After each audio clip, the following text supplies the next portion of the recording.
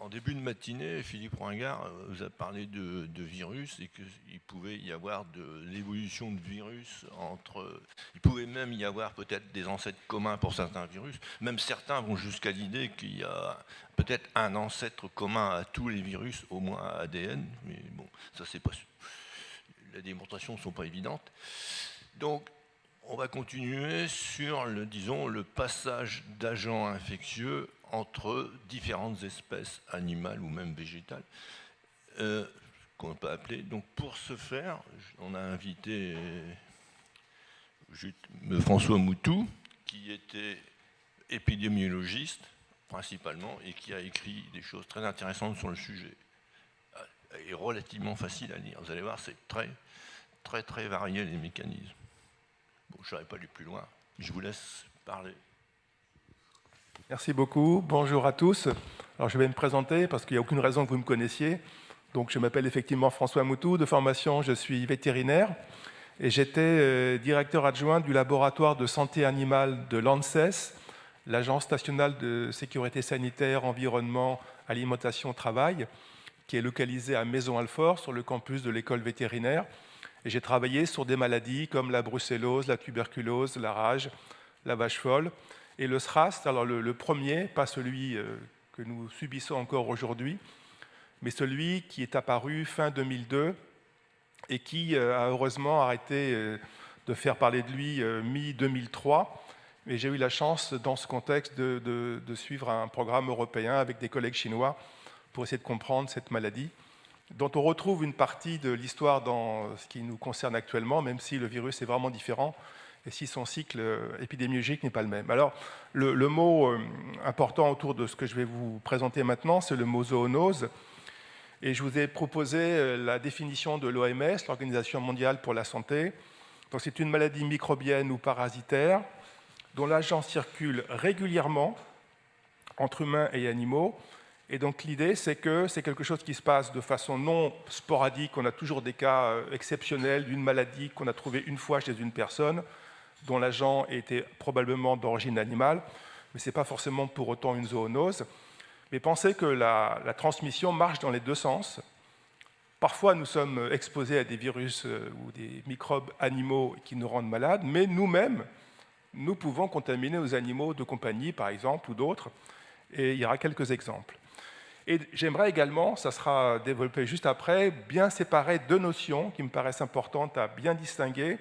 Cette zoonose dont l'agent circule et la maladie d'origine animale, dont clairement le point de départ est dans un virus ou une bactérie animale et qui est devenue après une maladie humaine.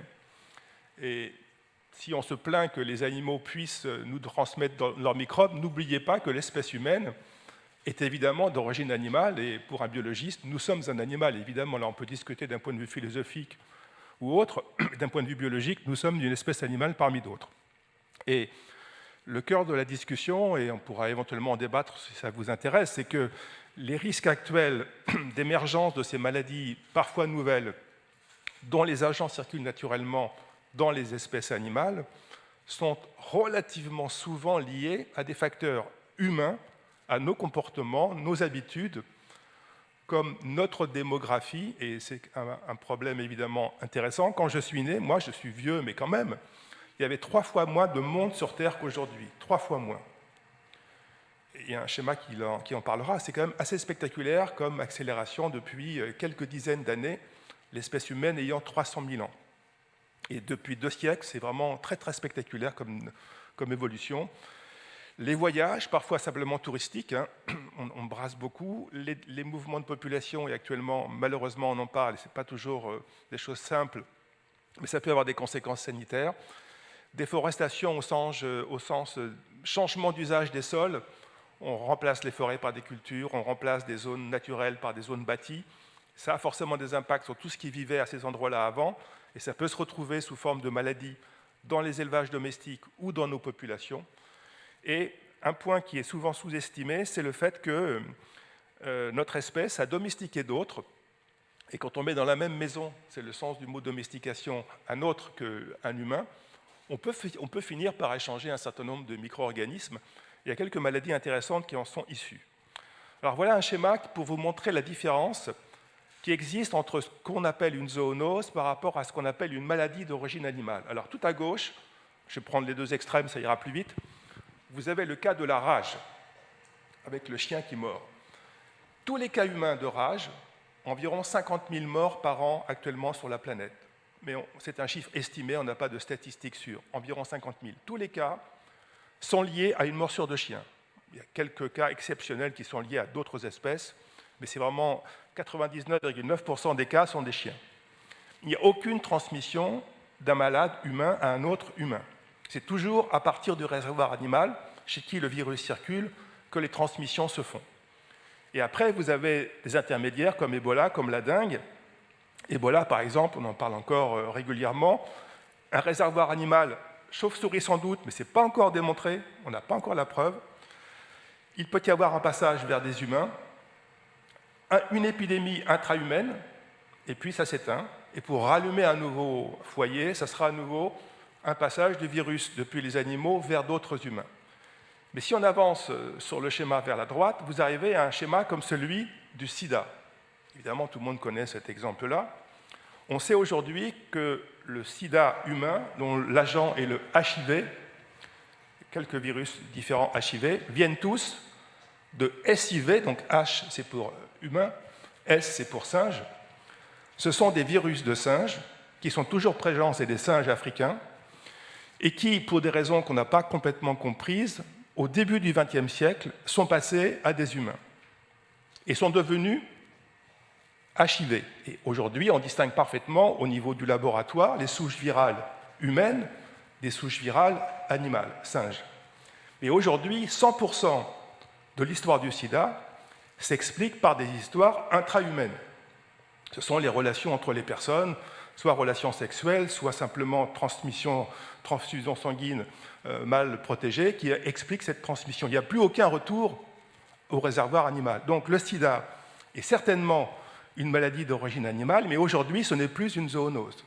Ce ne sont pas des singes qui contaminent les gens, quand il y a encore des contaminations actuellement, ce sont malheureusement toujours des transmissions entre les humains. Et finalement, si je prends l'exemple de la Covid, alors vous savez que l'Académie française a fait une contribution majeure à la Covid, on ne dit pas le, on dit la. Avec ça, on a réglé déjà une grande partie du problème. Donc grâce à ça, on avance. C'est une petite boutade, mais j'aime bien, je trouve que c'est bien. L'Académie française s'est mouillée et on a donné un genre à la maladie. La Covid est clairement d'origine animale, mais on n'a jamais trouvé le virus correspondant chez aucune espèce animale, même s'il y a des souches proches, c'est des chauves-souris, mais ce ne sont pas les mêmes que celles qui rendent les humains malades. Et aujourd'hui, 100% de l'histoire de la Covid, c'est une histoire intra-humaine. Donc la Covid est une maladie d'origine animale, mais ce n'est pas, dans cette définition-là, une zoonose. Donc voilà un petit peu pour les exemples et pour les définitions. Alors, si je prends l'exemple des virus, mais tout à l'heure ça a été présenté par Bruno David, il y a encore une trentaine d'années, on connaissait quelques centaines, quelques milliers de virus. Et puis, on les étudiait à partir des cas de maladies chez les animaux, chez les plantes, chez les humains. Et avec le perfectionnement des outils de diagnostic et de recherche de ces agents, ARN, ADN, on s'est rendu compte que le nombre de virus existants sur Terre, il est incommensurable. Enfin, tout à l'heure, ça a été dit, plus que d'étoiles dans le ciel. Donc c'est vraiment un nombre hallucinant de virus, et la plupart d'entre eux sont simplement dans la mer, sont dans les environnements ne concernant pas les humains, et la plupart des virus ne sont pas des virus de maladies, c'est juste des êtres vivants, on peut en discuter longtemps. En tout cas, il peut y avoir des livres entiers pour savoir comment appeler les virus ou les mettre, mais c'est un joli débat d'ailleurs. Mais ce qui est sûr, c'est que c'est juste une minorité de virus qui sont pathogènes, et le problème des virus, si on prend leur point de vue, c'est que comme on les a découverts avec les méchants qui nous rendent malades, on a un peu tendance à tous mal les voir. Mais en fait, objectivement, la plupart d'entre eux sont neutres, et juste une minorité peut nous rendre malades, mais pensez qu'on va en découvrir encore des quantités dans tous les domaines, avec toutes les jolies familles correspondantes parmi lesquelles on les classe. Et du coup, on arrive sur une notion qui me paraît intéressante, c'est celle de symbiose que vous connaissez en biologie, qui veut dire que plusieurs êtres vivants vivent ensemble dans un intérêt partagé et réciproque. Si je prends mon exemple, mais c'est sans doute assez vrai pour vous tous individuellement, j'ai plus de bactéries sur et dans moi que de cellules humaines. Plus de bactéries. 10 puissance 13 par rapport à 10 puissance 12, bon, ça fait beaucoup de bactéries, beaucoup de cellules, mais voilà, les estimations sont quand même d'une unité par 10 par rapport aux cellules de l'homme. Au moins un petit peu moins de 10% de mon génome est constitué de virus intégrés à mon ADN que les humains, les primates, les mammifères, voire les reptiles qui les ont précédés, ont croisé au cours de l'évolution, avec lesquels ils ont fait affaire d'une façon qu'on ne connaît pas très très bien, mais qui sont maintenant intégrés à notre génome. Et c'était la fin de la première présentation, j'ai juste écouté la discussion. Vous savez peut-être que quelque chose qui intrigue les immunologistes, c'est chez les mammifères, la gestation, ou la grossesse des dames, ou la gestation sur les femelles mammifères. Pourquoi est-ce que l'embryon n'est pas rejeté comme une greffe, puisque génétiquement, il est différent de la maman? En fait, il semblerait que ce sont des rétrovirus, donc la même famille que ceux de SIDA, plusieurs fois au cours de l'évolution, qui se sont intégrés au génome des mammifères et qui expliquent non seulement que le système immunitaire de la maman ou de la femelle ne rejette pas l'embryon, mais ce qui explique également les différents types de placentation qui existent chez les mammifères. Je ne sais pas si vous connaissez, mais les ruminants, par exemple, domestiques, ont une placentation complètement différente des primates, et ce sont des rétrovirus différents intégrés dans leur génome qui expliquent ces différentes sortes de placentation. Ça, c'est vraiment un schéma tout à fait intéressant.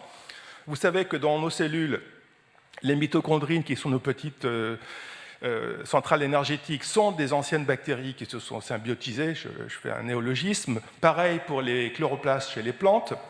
Et donc finalement, si de chez moi, de mon organisme, je retire tout ce qui n'est pas moi, je ne suis pas viable.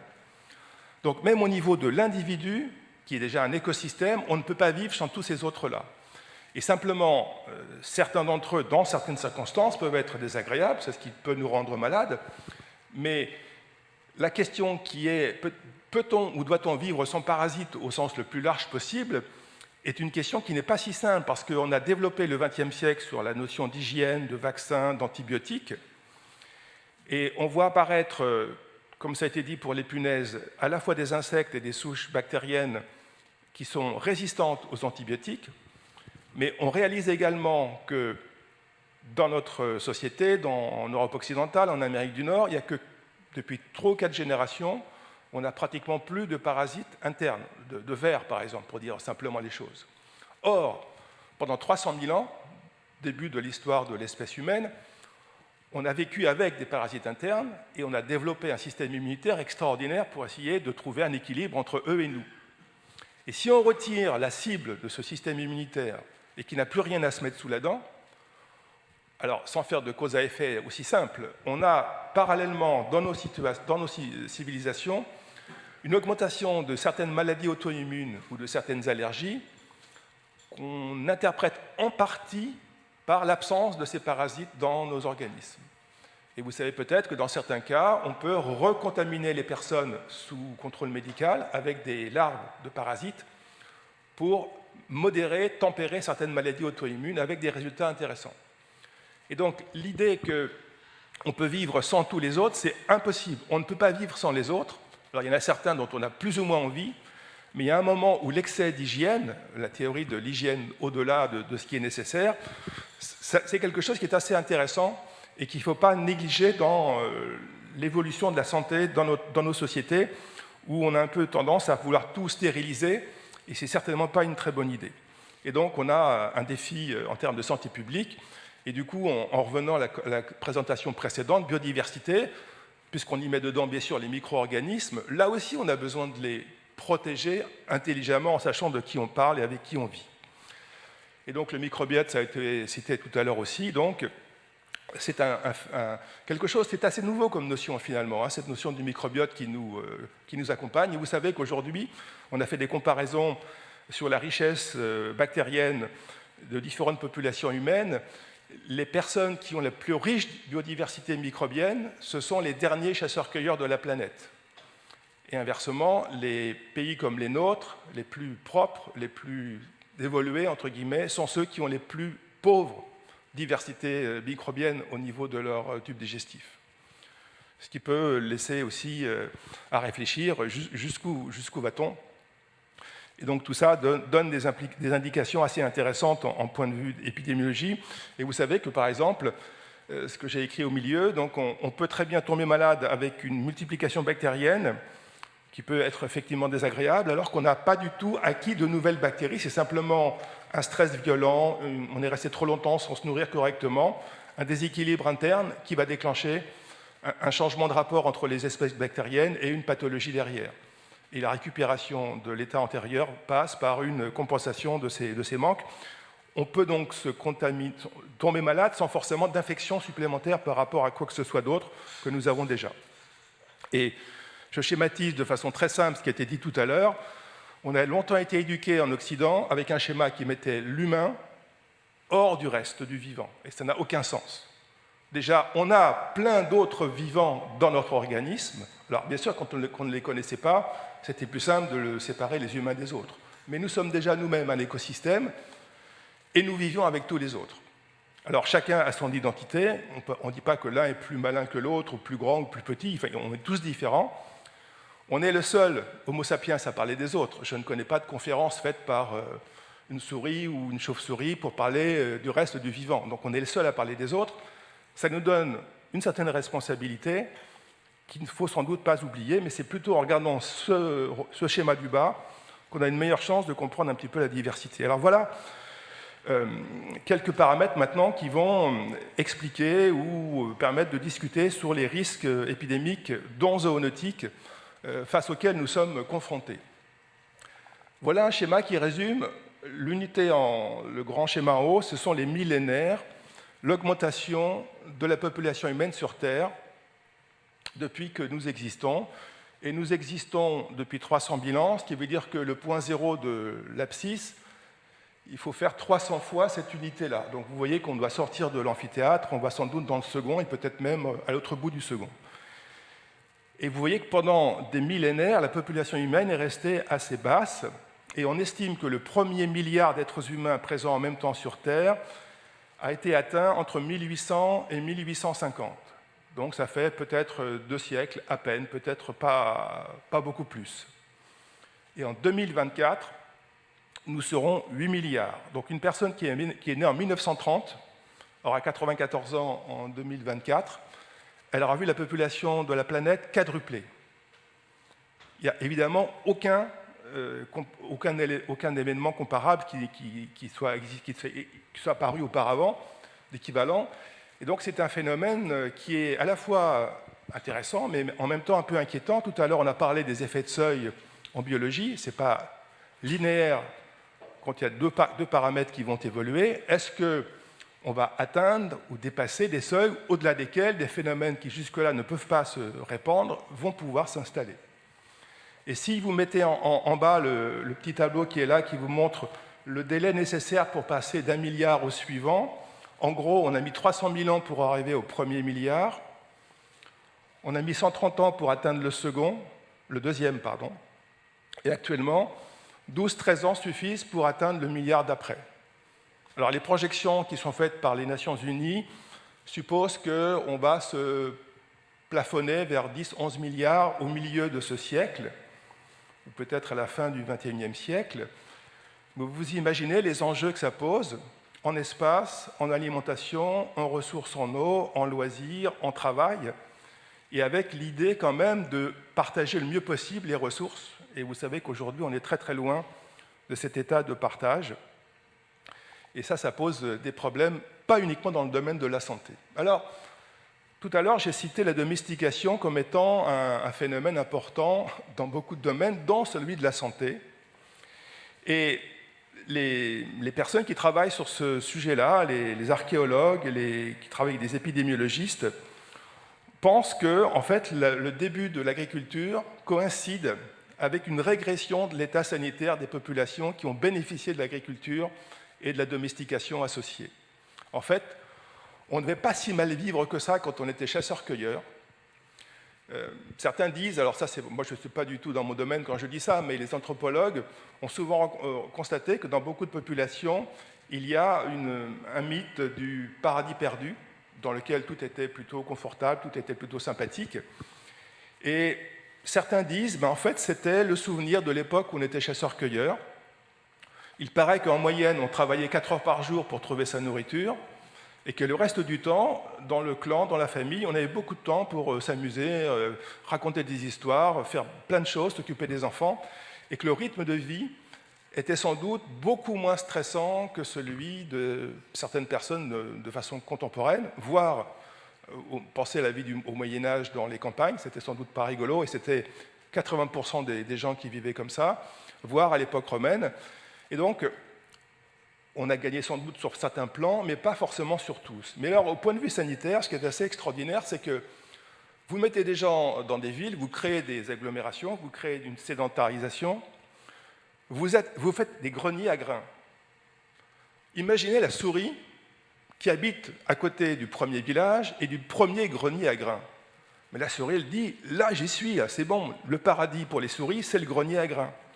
Et elle appelle ses copines, et elles ne l'ont plus quitté depuis maintenant à peu près 10 000 ans. Dans des zones comme le Proche-Orient, à relativement sec certaines saisons, vous faites des citernes d'eau pour avoir de l'eau toute l'année. Pour un moustique qui a besoin d'eau pour pondre ses œufs, parfait, il a à manger d'un côté et il a de quoi pondre de l'autre côté. Donc vous attirez des insectes dont certains, on le sait, sont capables de nous transmettre un certain nombre de maladies plus ou moins rigolotes, et on attire toutes les espèces commensales qui vont vivre à nos dépens. Alors, les moineaux, on aime bien, c'est plutôt mignon. Les souris, les rongeurs, ça transmet quand même quelques maladies plus ou moins agréables à supporter. Et donc, en créant les villes, en créant les cités stables et pérennes dans le temps, on a attiré un certain nombre d'animaux qui, secondairement, peuvent nous transmettre et nous ont transmis un certain nombre de pathologies. Et puis, on a domestiqué les bovins. Et là, il y a vraiment une très belle histoire autour de cette domestication qui nous a coûté extrêmement cher en santé, et ce n'est pas complètement terminé. On pense que les bovins sauvages, l'aurochs, qu'on a exterminé entre-temps d'ailleurs, hébergeait un virus responsable d'une maladie que mes confrères plus anciens ont connue, qui s'appelle la peste bovine, et qui a fait vraiment des ravages dans les élevages jusqu'au début du XXe siècle en Occident, et qui a été éradiqué de la planète en 2011. C'est tout récent, et c'est le deuxième virus éradiqué par les humains de la planète après la variole. La variole, c'est une maladie humaine, éradiquée à la fin des années 70 du XXe siècle. Et 2011, c'est le deuxième virus seulement éradiqué volontairement, c'est celui de la peste bovine. Et voilà un petit schéma qui résume l'histoire. Nous domestiquons les aurochs, et sans doute pour les remercier, on les extermine. Ok, dernier connu, mort en 1627 en Pologne. Entre-temps, il nous transmet son virus qui s'adapte aux humains, et c'est encore un bel exemple de maladie d'origine animale mais qui n'est pas une zoonose. Le virus de la peste bovine devient le virus de la rougeole des humains. Si vous regardez les virus des primates, nous sommes le seul primate avec un morbillivirus, c'est le genre dans lequel se trouvent peste bovine et rougeole. Et c'est l'explication, quand on fait de la biologie moléculaire et qu'on compare les souches, ça correspond assez bien à l'époque de la domestication des bovins. Avant de disparaître, les aurochs ont donné toutes les races de bovins domestiques à bosse et sans bosse, donc les zébus et les pas zébus, les vaches normales. Et en Occident, on développe un vaccin contre la rougeole dans les années 50-60, et peut-être la plupart d'entre vous ont dû être vaccinés enfants contre la rougeole.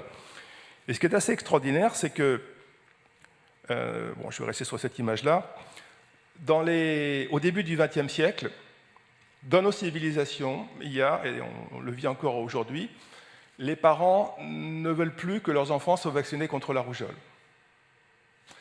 Ça faisait des millions de morts tous les ans dans les années 70, dans les pays du Sud surtout, parce que les enfants étaient mal nourris, étaient parasités, avec une hygiène globale qui était mauvaise, et grâce au programme élargi de vaccination de l'Organisation mondiale de la santé, on a presque éradiqué la rougeole, mais pas encore tout à fait, dans les pays du Sud. Dans les pays du Nord, ça remonte, et si vous avez suivi, on a eu les premiers cas de mortalité infantile de rougeole en France ces dernières années, après un demi-siècle de contrôle grâce à la vaccination. Est-ce que c'est un progrès? Est-ce que c'est un succès déjà pour les enfants qui sont morts? Certainement pas. Et c'est un virus qui se transmet beaucoup mieux que tous les autres. C'est le meilleur virus au niveau transmission. Un cas peut transmettre à 20 personnes différentes. Et la seule bonne nouvelle, c'est qu'en 2020, grâce à la Covid et au port du masque, la rougeole a pratiquement été contrôlée en Occident. Alors s'il faut une épidémie de Covid pour contrôler la rougeole, je ne suis pas sûr qu'on soit gagnant. Mais on a des comportements humains tout à fait particuliers, un peu déroutants. C'est-à-dire qu'on a des outils, on sait comment les utiliser, mais si les humains que nous sommes ne les utilisent pas, on a des conséquences assez dramatiques.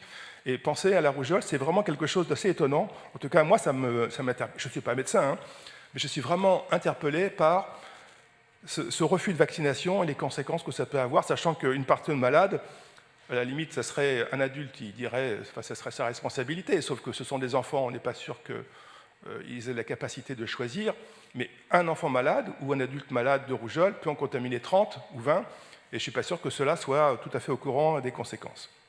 Donc, est-ce que la biodiversité est une menace ou une chance pour la santé? Tout à l'heure, on vous a expliqué le grand nombre d'espèces vivantes, mais si on inclut les virus et les bactéries, ce qu'il faut faire dans la biodiversité, dont certains sont dangereux, est-ce que savoir que la biodiversité diminue est une bonne chose ou est-ce que ce n'est pas un paradoxe par rapport à tout ça?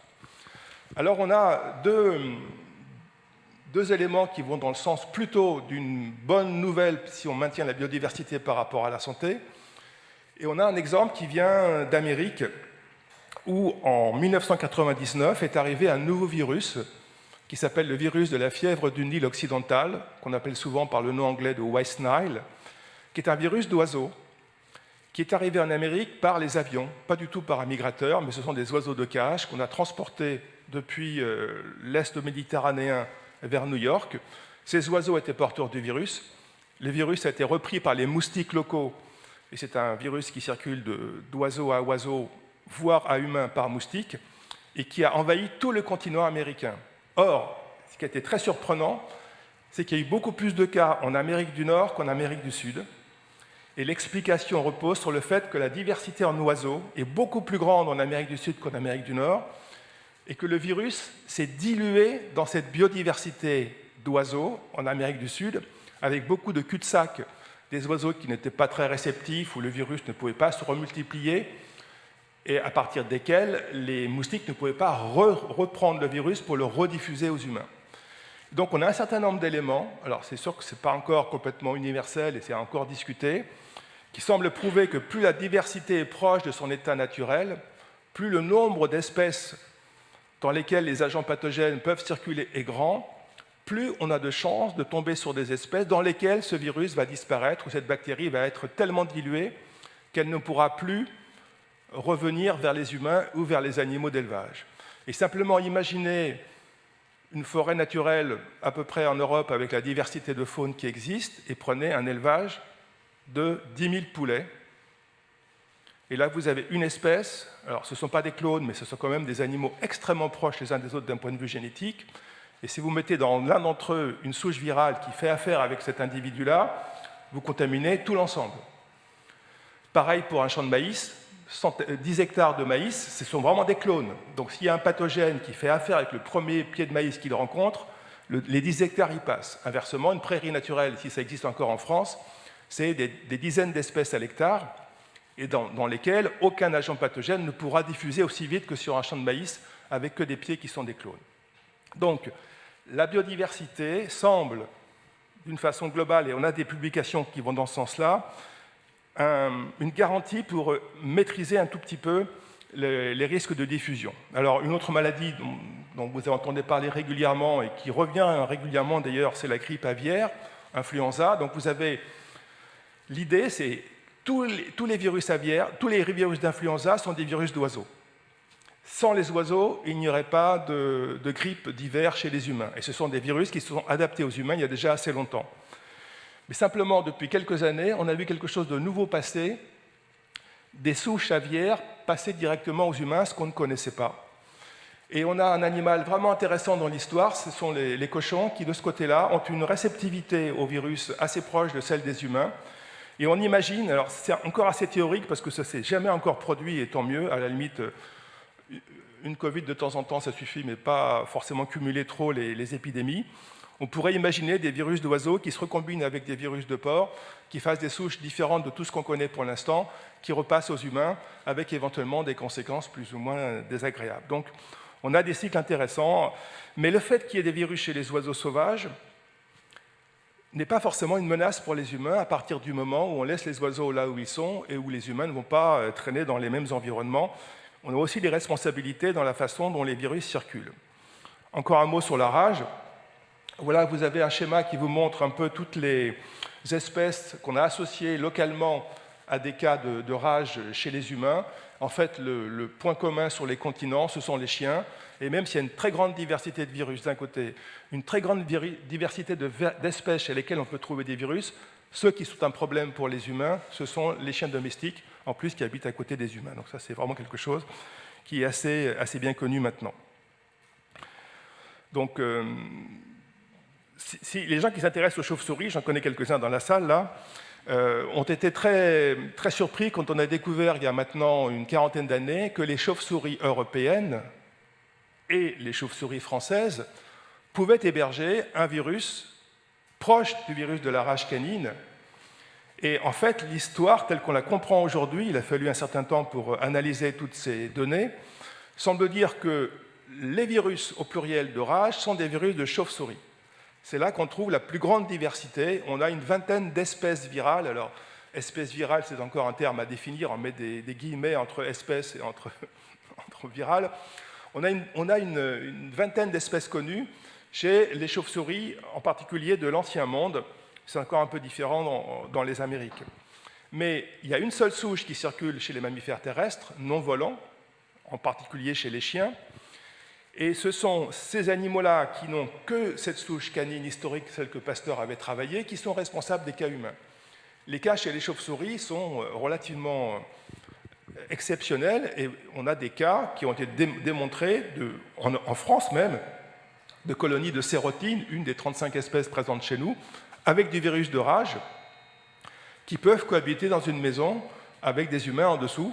Mais les humains et les chauves-souris ne se croisent pas, chacun vit sa vie à son étage, et il n'y a pas d'exclusion, on n'est pas tenu du tout d'éliminer les chauves-souris parce qu'on en a repéré une avec un virus dans son toit. Donc la meilleure façon de gérer ce risque, c'est simplement de contrôler les chiens, et surtout quand on rentre avec un chien de l'étranger, de garantir qu'il est vacciné et qu'il a respecté toutes les règles sanitaires internationales. Alors, un petit mot quand même sur les coronavirus, parce que j'ai eu la chance justement d'en croiser, enfin pas de croiser les virus, mais de travailler sur le cycle du premier SRAS. Ce sont des virus qui, jusqu'en 2002-2003, étaient réservés, si je puis dire, aux vétérinaires, avec un virus important en élevage de volailles, un virus important en élevage de porcs, et des virus importants chez les chats et chez les bovins, de façon moins épidémique, mais parfois quand même assez sérieuse. Et puis le SRAS de 2002, et MERS pour la souche du Proche-Orient qui est apparue en 2012, ont mis en lumière ces virus. Et donc on a réétudié ces virus, et maintenant on a un genre, 4 espèces ou 4 sous-genres, avec certainement les ancêtres à la fois chez les oiseaux et chez les chauves-souris, et quelques passages vers d'autres espèces. Et donc les virus qui nous concernent actuellement, le SRAS-1, le SRAS-2 et le MERS, sont des bêta-coronavirus, avec une histoire assez intéressante parce que on pense, mais on n'a pas trouvé les mêmes souches que celles des humains dans le réservoir sauvage, qu'il a fallu quand même, pour passer des chauves-souris aux humains, un intermédiaire. Et c'est le fameux intermédiaire qu'on a cherché et qu'on cherche toujours depuis 2019, et tout le monde a entendu parler des pauvres pangolins. C'est pour ça que le livre a une couverture avec des écailles de pangolins. Et le pauvre pangolin, il y était pour rien, déjà qu'ils sont braconnés de façon assez étonnante. On pense qu'en 10 ans, au moins 1 million ont été braconnés d'Afrique vers l'Asie. Mais en 2002-2003, le schéma tel qu'on l'a compris, c'est que le virus de chauve-souris, dans des conditions qui ne sont toujours pas expliquées en 2021, est passé à ce petit animal plutôt mignon, qui est une civette asiatique. Les civettes, c'est des animaux de la famille des Vivieridae, comme les genettes qu'on trouve en Afrique et également en France. Bon, ce n'est pas très très grand. Et c'est un petit carnivore qui est relativement frugivore pendant l'été et l'automne. Et en Asie, en particulier en Chine, beaucoup d'alimentation se base sur deux critères: nourrir les gens et un côté symbolique de l'aliment. Et comme les petites civettes mangent beaucoup de fruits, la tradition très ancienne en Chine, c'est de dire à l'automne, je mange une civette et je n'ai pas la grippe. Enfin, je résume un peu. Nous, on fait un vaccin contre la grippe et les gens là-bas mangent des civettes. Le problème, c'est qu'entre-temps, les civettes auraient récupéré le virus des chauves-souris et que parallèlement, avec la demande qui augmentait et l'économie globale en Chine qui croissait, on a développé des élevages de civettes. Donc quand vous mettez des animaux dans des bâtiments d'exploitation avec des dizaines d'animaux dans des espaces clos avec des concentrations intéressantes, si un virus se trouve présent, il a toute possibilité de diffuser. Et en tout cas, ce qui est assez démontré, c'est que ce sont les civettes qui ont transmis le virus aux humains.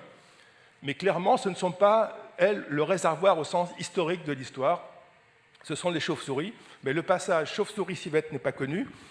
Et aujourd'hui, en 2021, pour la Covid, on ne sait toujours pas comment le virus de chauve-souris asiatique est passé aux humains, ni quand. Le fait qu'on ait découvert les premiers cas fin 2019 ne signifie pas nécessairement que le passage s'est fait à ce moment-là. En 2019, on a repéré le phénomène, peut-être parce qu'il avait atteint un seuil suffisant pour être détecté, mais il pouvait très bien couver à bas bruit pendant les mois ou semaines précédentes, et peut-être que le passage s'est fait de façon très discrète un peu plus tôt. Et est-ce qu'il y a eu entre les chauves-souris et les humains un intermédiaire non humain et non chauve-souris? Le pangolin a été écarté, son virus a des parties qui ressemblent à celles de chauve-souris, mais le reste est trop différent, et on n'a toujours pas la réponse. Alors simplement, après, on a fait des études, donc ça c'est une civette qui avait été capturée, et ça c'est dans un élevage de civettes en Asie, en Chine. Officiellement, ils avaient été interdits à ce moment-là. Je n'ai pas eu l'impression que ça a été tout à fait efficace. Et certains avaient été conservés simplement par les biologistes des équipes chinoises pour suivre l'évolution du portage et de la sérologie anticorps du virus, contre le virus chez les civettes. Alors, encore un mot pour parler du changement climatique qui va forcément impacter la distribution de la végétation, la distribution des insectes et la distribution des maladies derrière. Vous voyez l'INRA qui a fait une projection il y a une dizaine d'années sur l'évolution des couvertures forestières, naturelles bien sûr, si je ne parle pas de la façon dont on change nous-mêmes l'occupation des sols, mais vous voyez à gauche la distribution des forêts avec les couleurs correspondant aux espèces dominantes. Vous voyez qu'à la fin du siècle dans lequel nous sommes, et les enfants qui naissent maintenant, ils verront ça, enfin je ne sais pas ce qu'ils verront, mais en tout cas, ils seront là en 2100. La forêt de hêtres, qui fait le grand tiers est du pays, aura pratiquement disparu, à part dans le Jura. Et vous voyez en rouge ici, c'est toute la zone de chêne vert, l'extension qu'elle va prendre. Ça veut dire que les écosystèmes vont complètement changer. Comment va évoluer l'agriculture? Comment va évoluer l'élevage dans ces conditions-là? Et je pense également à tous les vecteurs de maladies. Forcément, ça va modifier beaucoup de choses. Et pour ceux qui s'intéressent un peu aux maladies de l'élevage, on a déjà vu depuis le début du XXIe siècle ce tout petit diptère, un Keulicoides, qui est venu du sud et qui a apporté un virus qui s'appelle le virus de la fièvre catarrhale ovine, la langue bleue du mouton, qui a déjà fait des beaux dégâts dans nos élevages. Et on est sûr qu'on va en trouver d'autres. Et ce qui est assez intéressant, c'est qu'on voit arriver des nouveaux virus, on voit arriver des nouveaux insectes, et apparemment, les insectes de chez nous récupèrent les virus exotiques sans problème, et réciproquement, c'est tout à fait étonnant de voir l'adaptabilité de ces micro-organismes aux vecteurs et des vecteurs aux micro-organismes. Et ça, c'est des choses qu'on n'avait pas du tout anticipées, et c'est quelque chose qui peut, à terme, poser quelques problèmes. Alors, on bouge beaucoup, on accuse les migrateurs, mais franchement, un des trucs qui bouge le plus sur la planète, c'est quand même les humains. En 2019, dernière année normale, les avions ont transporté 4 milliards de passagers. Alors, ce n'est pas 4 milliards de personnes différentes. On est d'accord, il y a beaucoup de gens qui prennent l'avion plusieurs fois, mais c'est plus que la moitié de la population de l'époque. Imaginez, il suffit qu'une personne prenne l'avion en incubation d'une maladie quelconque, et l'incubation, souvent, c'est 1 jour ou 2. Mais en 12 heures, vous avez fait la moitié de la planète. Christophe Colomb a mis 70 jours pour arriver depuis le sud de l'Espagne jusqu'à Hispaniola la première fois. 70 jours. Au 18e, 19e, c'était quelques semaines pour traverser l'Atlantique. Le paquebot France mettait 4 ou 5 jours, et maintenant c'est 6 heures. Pour une incubation de 48 heures, c'est déjà assez court, hein, mais les avions, ils passent toutes les barrières sanitaires. Il n'y a rien à faire pour empêcher. On a arrêté une fois les avions le 11 septembre, voilà. C'est fini depuis. Et donc, les virus, on leur a offert la planète. On peut dire ce qu'on veut derrière, mais avec 4 milliards de passagers par an dans les avions, on ne peut rien arrêter. Et alors, ça, c'était une image de 2003 ou 2004, je ne sais plus. À l'époque, c'était intéressant. J'ai l'impression que pendant la mission avec les collègues européens et les collègues chinois sur le premier SRAS, on a pu voir plus de choses en Chine que depuis 2019-2020. Et on a visité donc plusieurs fois des marchés, et vous voyez comment ça se passe. Donc vous avez des cages, là. Elles sont pleines d'oiseaux. J'ai compté 14 espèces différentes dans ce coin du marché. Il y a d'autres oiseaux qui sont posés dessus. Les rangées derrière, c'est les mammifères. Les rangées devant, c'était les poissons. À côté, c'était les crustacés. C'était le mois d'août. Il devait faire 30 et quelques degrés. Saturation de vapeur d'eau. On était vraiment trempés. Vous voudriez tester les probabilités de transmission d'un virus de l'un de ces oiseaux au suivant ou à l'humain qui passe derrière, c'est comme ça qu'il faut faire. Sauf qu'on n'enregistre rien, il n'y a pas de données expérimentales qui sont suivies, mais ça, c'est exactement ce qu'il faut faire pour augmenter les chances de transmission. Et la tradition, c'est d'acheter vivant son poulet. Et paraît-il, quand vous êtes invité à dîner chez un ami et qu'il vous demande d'apporter un poulet, vous l'apportez vivant. C'est la garantie que l'animal est frère. Je comprends bien l'idée au Moyen-Âge, mais les fameux poissons qui étaient à côté, c'était des bacs qui étaient oxygénés par des moteurs électriques. Donc là, il y a l'électricité, il y a des ampoules, on voit le courant électrique. Donc il y a un moment où la tradition par rapport au contexte tel qu'on les comprend pour un point de vue sanitaire est complètement contradictoire. Et on a toute raison de penser que le marché de Wuhan en 2019 présentait les animaux qu'il vendait à peu près dans ces conditions-là, mais en 2019, aucun nom local n'a pu voir ce qui s'était passé. Je n'ai pas vu de photo du marché à ce moment-là. Ça, c'est aussi une différence entre la Chine de 2003 et la Chine d'aujourd'hui. Donc finalement, tout ça pour dire qu'on est de plus en plus nombreux. On a globalisé la planète, qu'on le veuille ou non. Ce qu'on fait à droite aura des conséquences à gauche, et les microbes en profitent. On a beaucoup déplacé d'espèces pour plein de raisons, l'agriculture, le commerce des animaux de compagnie, accidentellement, des espèces clandestines qui prennent les avions, qui prennent les bateaux. Les virus font pareil, et qu'avec les avions et des incubations de 2 jours, il n'y a aucun problème. Le changement climatique, certainement, il aura un impact. Vous savez qu'il y a beaucoup de pays avec des instabilités politiques qui ne garantissent pas grand-chose au point de vue sanitaire, mais pas que sanitaire.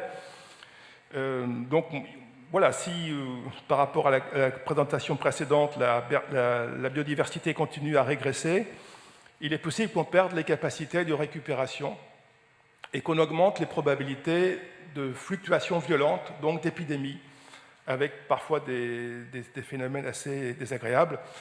Et donc la grande idée, mais ce n'est pas très original, comment vivre ensemble, mais déjà entre nous, ce n'est pas toujours facile tous les jours, et tous les autres non humains, et on a besoin de ces bactéries, on a besoin de ces virus, on a besoin d'un certain nombre de parasites, donc il ne faut pas se tromper sur le fait qu'on élimine tout avec des outils extrêmement violents. Et je pense qu'il faut être beaucoup plus fin que ça dans la cohabitation.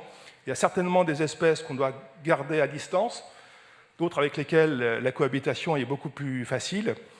Mais on ne peut pas imaginer, d'un point de vue sanitaire, un monde stérile. Ça n'a aucun sens. On n'aurait plus de bière, ce serait dramatique. On n'aurait plus de vin, on n'aurait plus de fromage. Ça n'a pas de sens. Donc ce n'est pas comme ça qu'il faut raisonner les choses, mais il faut connaître les endroits où sont éventuellement les micro-organismes, savoir de qui il s'agit et savoir comment, par rapport à eux, on peut cohabiter de façon intelligente. Bon, je passe sur le schéma. Est-ce qu'on peut anticiper? Alors, ce n'est pas quelque chose qu'on fait facilement. Je sais que dans ma vie professionnelle, on a fait parfois des scénarios de catastrophes, anticiper un exercice pour voir si les services étaient compétents. On n'a jamais imaginé ce qui s'est vraiment passé. La réalité a toujours été plus forte que nous, plus maligne, et souvent la réalité était souvent liée à des comportements humains. Alors, on peut modéliser un schéma épidémiologique, sauf que dans le schéma, si vous mettez des humains, eux, ils feront des choses qu'on n'a pas anticipées. Or, comme on est quand même pas mal lié à ce que font nos collègues, on a des soucis par rapport à ça. Le fait qu'il y ait une émergence, il y en aura toujours, donc c'est le principe de l'étincelle. Par contre, il faut être capable de la détecter et de l'éteindre tout de suite. On peut pas. Ce qu'il faut, c'est empêcher l'incendie. On n'empêchera pas l'étincelle. Et si on a un bon système de surveillance et des gens qui sont adaptés et formés, on doit la détecter et surtout, on doit l'éteindre. Voilà. Donc, parlons un langage que tout le monde comprend. Je ne sais pas si vous m'avez compris, c'est un premier test. La première chose, c'est qu'au moins quand on se parle, même dans la même langue, on soit d'accord sur le sens qu'on donne aux mots. Le pire, c'est quand on a les mêmes mots avec des sens différents parce qu'on n'est pas dans le même contexte. Il faut être capable de se remettre en cause régulièrement. Et ce qui m'a manqué, ou ce que je trouve qui manque ici, enfin, dans nos pays, c'est que, par exemple, les crises que j'ai pu croiser dans ma vie professionnelle n'ont jamais fait l'objet, après coup, d'un retour d'expérience en mettant tous les acteurs concernés autour d'une même table pour voir ce qui avait été, ce qui n'avait pas été, pour en tirer des conséquences intelligentes. On a tous travaillé dans son institution. Les grandes crises mobilisent beaucoup de structures différentes, mais en général de façon totalement étanche. Et si on ne prend pas le temps de revenir en arrière pour mettre en commun notre expérience, on a vraiment raté une occasion d'apprendre beaucoup de choses. Et ne pas oublier qu'une maladie comme la tuberculose, qui n'est pas originale, qui n'est pas nouvelle, elle est toujours là. Et ne penser qu'aux nouvelles maladies, parce que c'est plus à la mode, ce n'est pas non plus une bonne façon de maîtriser la santé pour tous. Voilà. Et finalement, tout ça pour dire que les animaux sont des compagnons avec lesquels on partage la planète, et c'est à nous de prendre en charge la bonne relation qui peut nous unir les uns avec les autres et avec ces compagnons non humains. Merci pour votre patience.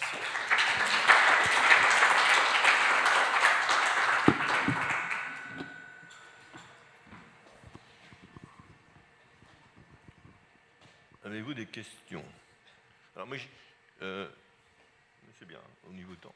J'ai apprécié à la fin, bon, le livre, globalement, j'ai apprécié une remarque de la conclusion, c'est le devenir potentiel de ce qui se serait passé dans l'hypothétique Arche de Noé.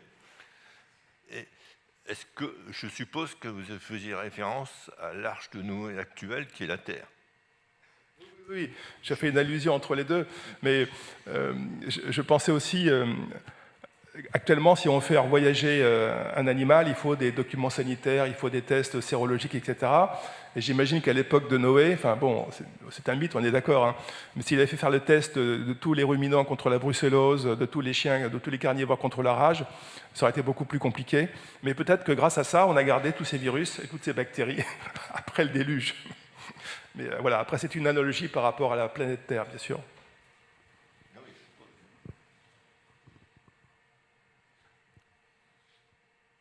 C'est une question. C'est l'apéritif surtout maintenant, je crois. Je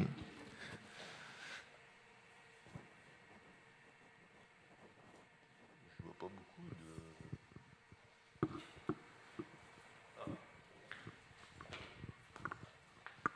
vous donne pas le micro, vous devez parler. Je vais essayer de parler fort à ce moment-là. Ok.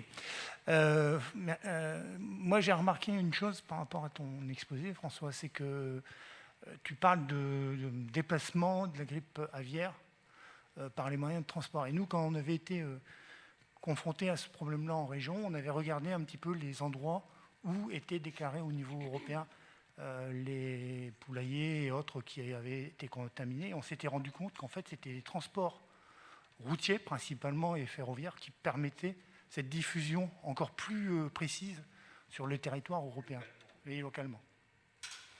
C'est sûr qu'en 2005, il y a eu une grande histoire, je m'en souviens encore, ça fait quand même quelques années. On a eu les premiers foyers qui sont sortis du sud de la Chine et qui sont arrivés au niveau des Grands Lacs entre le nord de la Chine et la Mongolie. Et après, on a vu les foyers déclarés se rapprocher de l'Occident en partant d'est vers l'ouest. Mais si on les mettait sur une carte, c'était le trajet du transsibérien. Or, il n'y a aucune raison de penser que les oiseaux migrateurs volent en suivant le trajet du transsibérien. Et clairement, ce sont les camions qu'il faut absolument contrôler. Et le paradoxe aujourd'hui de la planète, mais ça je l'ai vu même en 30 ans de vie professionnelle, c'est que l'amélioration des routes, l'amélioration des véhicules a permis à des animaux et au commerce de se développer, mais au virus de circuler encore plus vite. Il y a une maladie que j'avais suivie pendant très longtemps, c'est la fièvre afteuse. Elle ne passait jamais le Sahara à partir des pays d'Afrique noire. Et quand on a eu les premières transsahariennes goudronnées, on a vu les premiers foyers arriver en Afrique du Nord. Parce que le commerce, si jamais ça vous intéresse, va toujours dans le sens de la viande, la moins chère vers la plus chère. Donc, par exemple, il y a un grand circuit qui vient jusqu'en Europe, qui part d'Inde, où c'est moins cher en Inde que partout ailleurs en Asie. Ça arrive au Pakistan, un peu plus cher. Ça arrive en Iran. Et après, ça arrive en Turquie. Et ça, et les virus suivent le même chemin. Donc, c'est vraiment le commerce qui explique un grand nombre de la circulation des agents pathogènes, en particulier au niveau de l'élevage, mais aussi pour les plantes.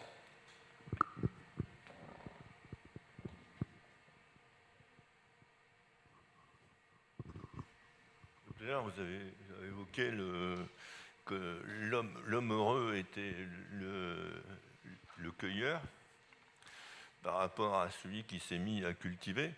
Ici, je me semble bien avoir vu que la taille de l'homme a changé au moment du néolithique et qu'il est devenu plus petit parce que son alimentation elle était moins variée que le chasseur-cueilleur, où il y avait une alimentation très variée. Bon, c'était difficile à trouver son alimentation, certes, mais c'était plus varié que des céréales à longueur de journée, en fait. Tout à fait. Et quand les archéologues commencent à s'intéresser à ce genre de choses, et il y a pas mal on commence à voir dans les ouvrages des articles sur l'estimation de la taille des humains en fonction des époques et des régions. Et on voit très très bien que le néolithique, on parle toujours de la révolution de néolithique, on a maîtrisé beaucoup de choses. En fait, on l'a plutôt subi qu'autre chose. Et il y a toute une discussion pour savoir pourquoi finalement on a arrêté de chasser et de cueillir et qu'on s'est mis les villes sur le dos et l'élevage, etc. Et c'est quelque chose qui est pas du tout évident à comprendre. Techniquement, c'est une chose, mais pourquoi on a pensé à faire ça? Et ça, c'est pas du tout évident à comprendre. Il y a pas mal de documentation là-dessus. C'est vraiment très intéressant à regarder.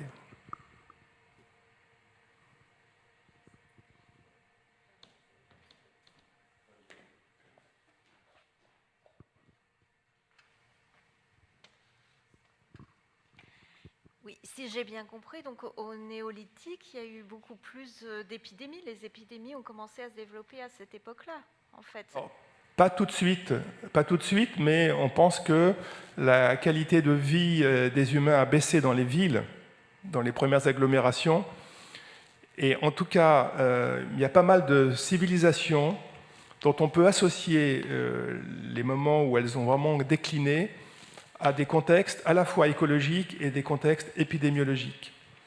On ne peut pas comprendre la chute de Rome si on ne met pas en parallèle l'évolution climatique sur le bassin méditerranéen et la peste, par exemple.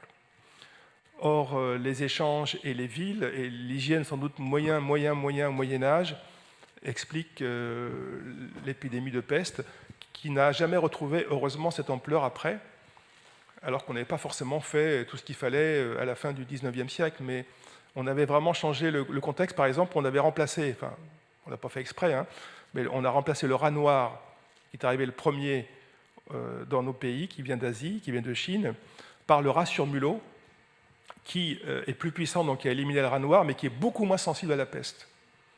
Alors, voilà, entre deux rats, par rapport à la peste, le sur-mulot, c'est plus avantageux que le rat noir.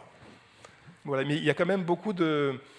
Alors c'est difficile d'avoir des restes, évidemment, d'humains de pré-néolithiques qui permettent de faire de l'épidémiologie.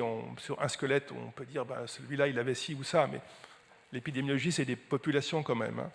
Et par contre, avec le néolithique, les premières villes et les premiers cimetières qu'on a pu retrouver, on a quand même des indications qui montrent que ce n'était pas sans doute aussi simple que ça pour les premiers humains dans les premières cités. Par exemple, au niveau historique, la variole a joué un rôle plus important en Amérique. que les conquistadors, eux, par eux-mêmes. La variole a fait plus de dégâts. Et même, pareil, je ne sais pas exactement si la variole n'a pas joué un rôle au moment de 1870, où apparemment les Prussiens étaient moins sensibles peut-être que les Français de l'époque. J'ai vu des choses là-dessus. Je ne sais pas pour le 1870, mais en Amérique du Nord, c'est extraordinaire. On estime qu'il y avait 50 millions d'Amérindiens en 1500. Il n'était plus que 5 millions un siècle et demi plus tard. Et ça, ce sont les agents microbiens que les humains ont apportés.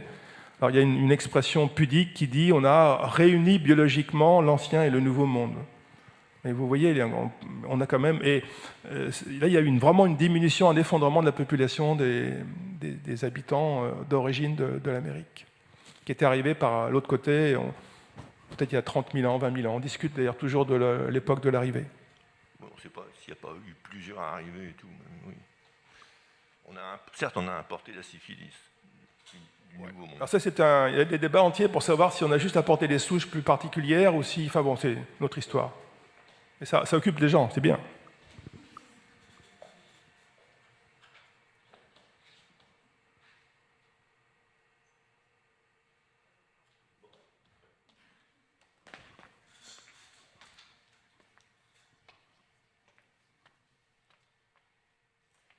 Oui, je me demandais, par rapport aux espèces, parce qu'en fait, en termes de domestication, finalement, il y a de nouvelles espèces familières, en fait, telles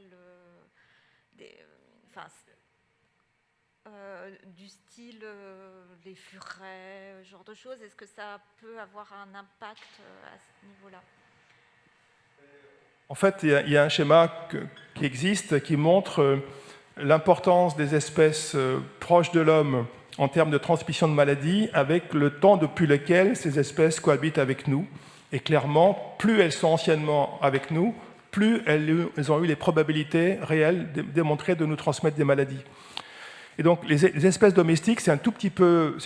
on a une douzaine d'espèces de mammifères domestiques par rapport à 6000, donc c'est rien du tout. Mais il y a des gens qui élèvent des animaux qui ne sont pas domestiques, mais qui sont exotiques, qui sont dans des cages, qui sont des animaux de compagnie exotiques. Et il y a eu un phénomène assez étonnant, il n'y a pas très longtemps, en Allemagne et aux Pays-Bas. On n'a pas eu ça en France. Alors, 4 personnes qui sont mortes. 4 personnes, on va dire, c'est pas beaucoup, mais on peut discuter de c'est pas beaucoup. Avec un virus qui s'appelle le virus de Borna. Elles sont mortes d'une encéphalite. C'est le même virus qui a tué les 4 personnes, qui se connaissaient, et qui avait comme point commun d'élever un écureuil tropical américain. Je ne savais même pas qu'on le trouvait en Europe. Et ces 4 personnes élevaient le même type d'écureuil. Alors évidemment, on a été prélever les écureuils, on a fait des prélèvements, on a trouvé le même virus sur les écureuils. La question c'est, est-ce que ce sont les écureuils qui ont contaminé les personnes, ou est-ce que les personnes se connaissant se sont échangées le virus entre elles, l'ayant attrapé ailleurs, et ont contaminé leur écureuil chez elles? C'est tout à fait possible. Et du coup, les autorités allemandes ont fait une enquête en Europe, et j'étais surpris, ils ont trouvé plusieurs centaines d'écureuils exotiques chez des particuliers, d'une quinzaine d'espèces, et plusieurs avec le virus de Borna. L'espèce américaine et également une espèce tropicale asiatique. Alors, on peut acheter sur Internet, indépendamment des réglementations, tout ce qu'on veut, et de temps en temps. Alors, pour l'instant, c'est relativement rare, mais on ne peut pas exclure des catastrophes comme ça.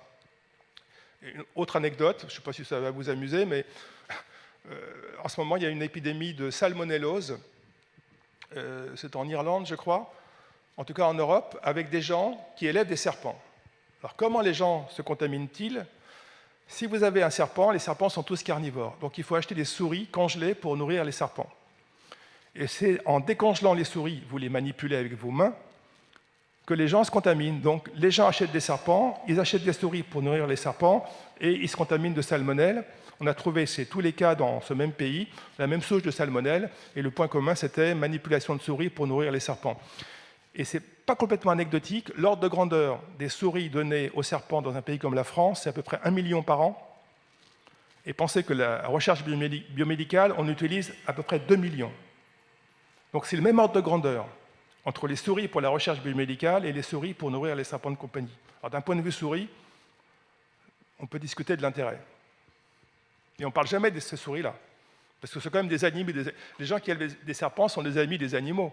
Donc, voilà, donc et en même temps, ils font consommer des souris en quantité relativement intéressante à leurs animaux de compagnie favoris.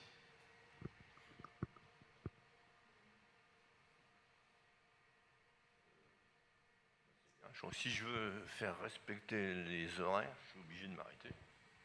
Apéritif, c'est bon.